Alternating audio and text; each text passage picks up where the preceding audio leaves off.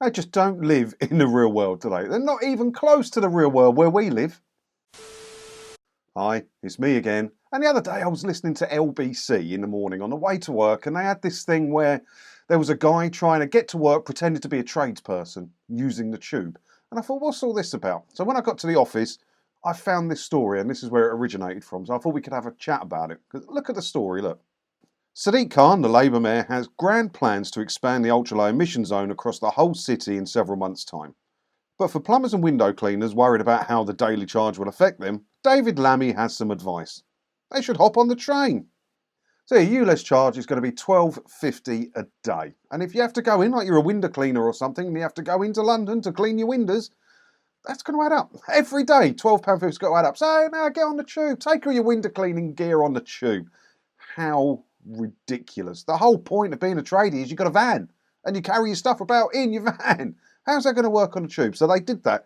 That's what LBC did in the mornings. They got a guy who had a big paint can and a bucket and some window cleaning gear and a ladder as well, I think.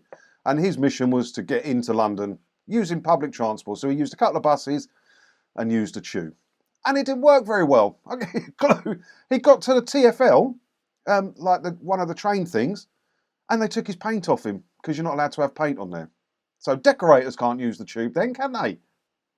Nick Ferrari on LBC challenged David Lammy, the MP. You've got plumbers, you've got a window cleaner. If I'm a gas fitter and I've got my tools behind me in my van, I can't start trundling on the tube with those, can I? So here's the LBC reporter, look, Henry Riley.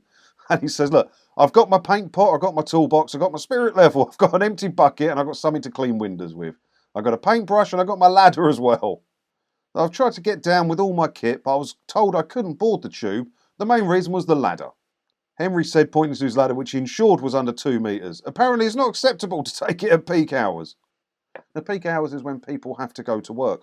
They don't live in the real world. So this Lammy bloke, yeah, no, it's all right. If you're a plasterer or a builder or a sparky, it's all right. You can get the tube into London, take all your gear, your toolboxes, all your equipment. I couldn't go into London with the stuff that I require using just the tube. I work in IT. I have 3 or 4 grand's worth of computers in a big bag for doing different bits and pieces.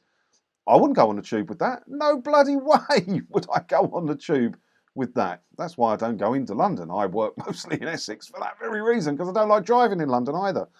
But it's $12.50 a day for the ULEZ charge. It's a joke.